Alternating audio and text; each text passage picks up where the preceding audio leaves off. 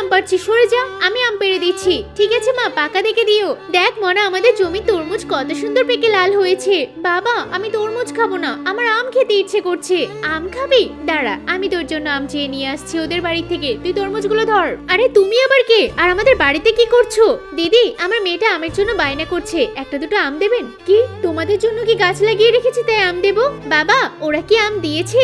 না রে, ওদের গাছের আম কাঁচা তো, বললো পাকলে দেবে। ঠিক আছে বাবা, এখন তাহলে আমি তরমুজ খাচ্ছি।